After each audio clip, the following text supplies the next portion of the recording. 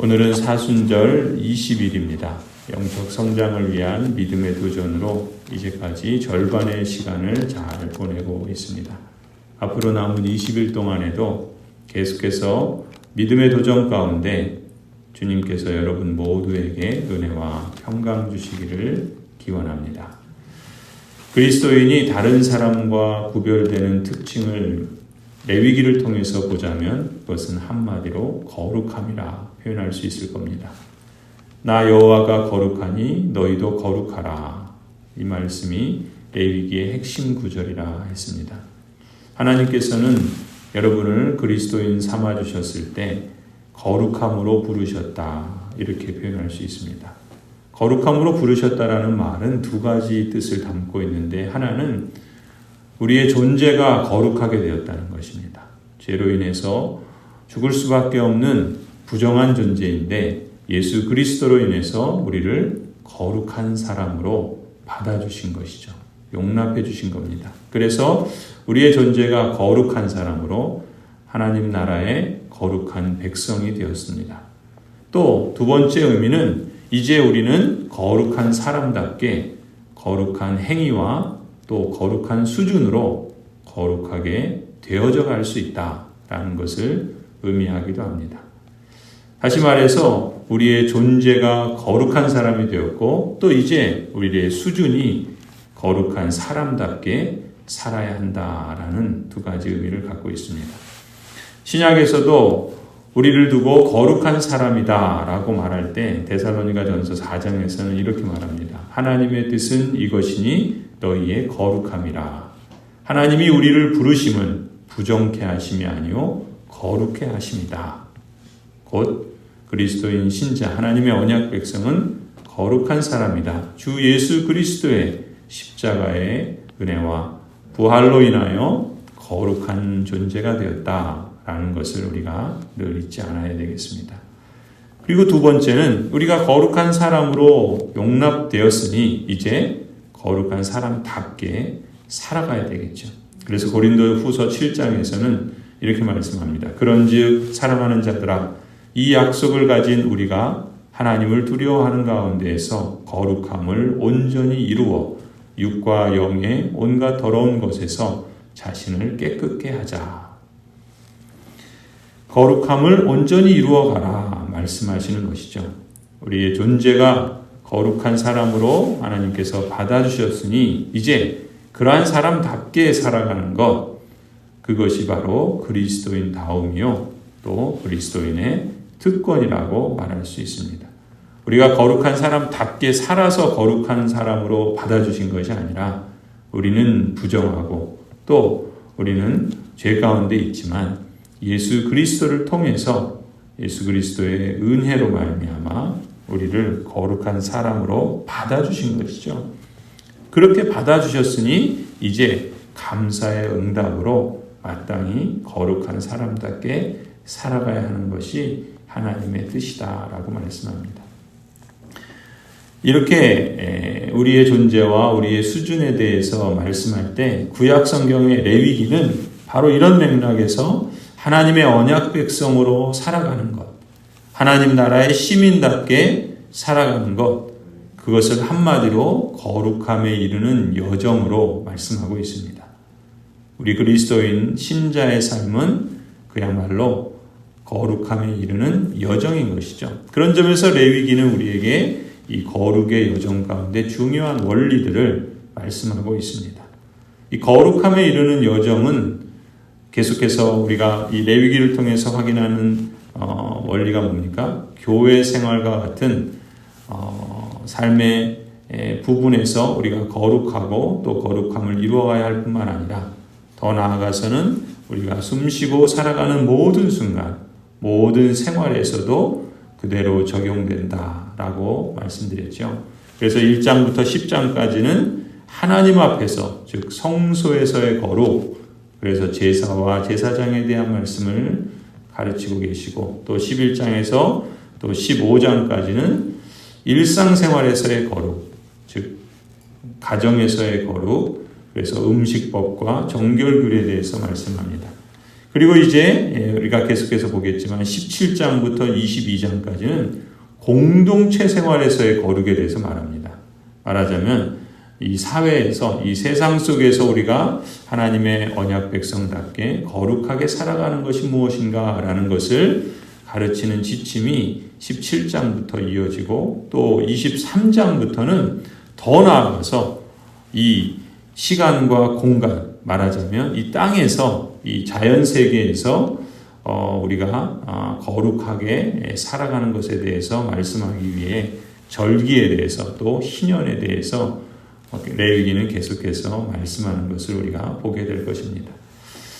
오늘 본문 14장에서는 어제 우리가 본 것처럼 1절부터 9절까지는 이 악성 피부병에 걸려서 부정하게 된 사람이 다시 정결하게 되어서 언약 백성의 공동체에 합류하기 위해서는 7일 동안 격리되어서 지켜야 할 정결 규례에 대해서 가르치고 있죠. 그리고 10절부터 20절까지는 이제 제8일에 회막에 나와서 하나님께 제사를 드림으로 최종적인 정결 선언을 제사장으로부터 받는 규례에 대해서 말씀하고 있습니다. 그리고 이어지는 오늘 본문은 이 악성 피부병에 걸린 사람 가운데 가난해서 앞서 말했던 그 정결 규례 또 제사를 드리는데 속번제, 속죄제, 번제 또 소제를 드리지 않습니까? 그런데 그런 제사를 드리기에 그 가난하기 때문에 거기에 합당한 많은 것을 바칠 수 없는 사람들이 있었겠죠. 그런 사람들에 대해서 하나님께서 배려해 주시는 그러한 말씀이 오늘 본문입니다.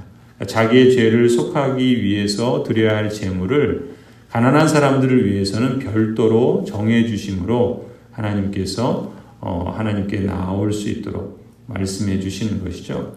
그래서 오늘 본문을 보면은 가난한 사람이 어린 양 3마리와 고운 가루 10분의 3을 가져올 수 없다면 이게 이제 보통 다른 사람들이 하나님께서 말씀하신 규례였죠.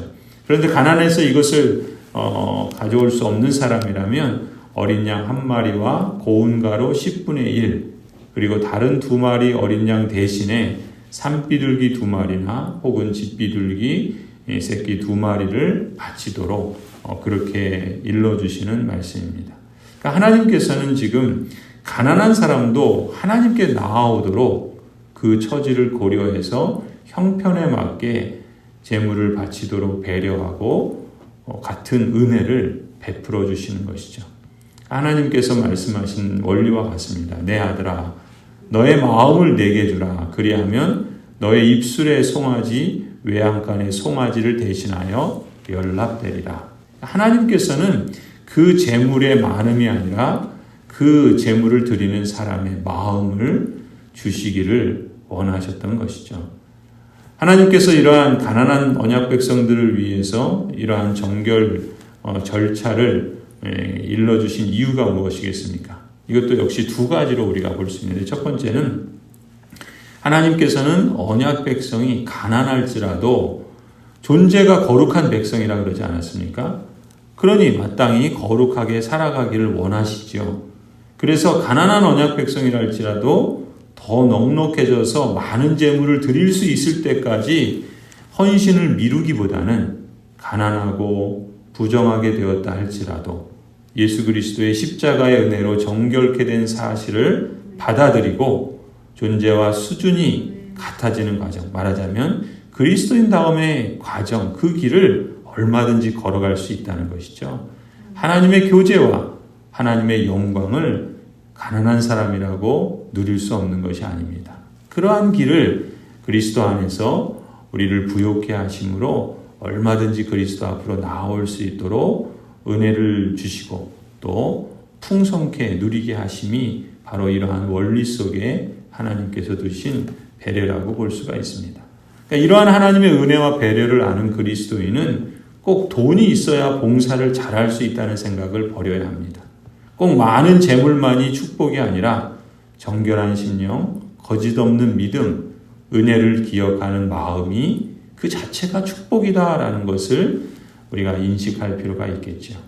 그래서 부유한 사람이든 가난한 사람이든 재물이 주님을 향한 헌신을 막는 장애물로 여기지 않고 오히려 재물의 많고 적음에 관계없이 우리의 마음과 정성을 다해 하나님께 헌신할 때 하나님께서는 얼마든지 그 사람을 기쁘게 받아주시고 또 하나님을 가까이 하는 교제의 기쁨을 맛보게 하실 줄 믿습니다. 하나님의 복과 영광을 풍성하게 누리게 하실 줄도 믿습니다. 또 두 번째는요, 하나님께서는 넉넉한 사람이든 가난한 사람이든 누구나 공동체 밖에 있는 사람을 공동체 안으로 받아주시고 관계가 회복되는 걸 원하시는 거예요. 그러니까 하나님께 가난하든 부하든 누구든지 그리스도 안에서 나올 수 있도록 하나님께서 그것을 원하실 뿐만 아니라 공동체도 마찬가지입니다.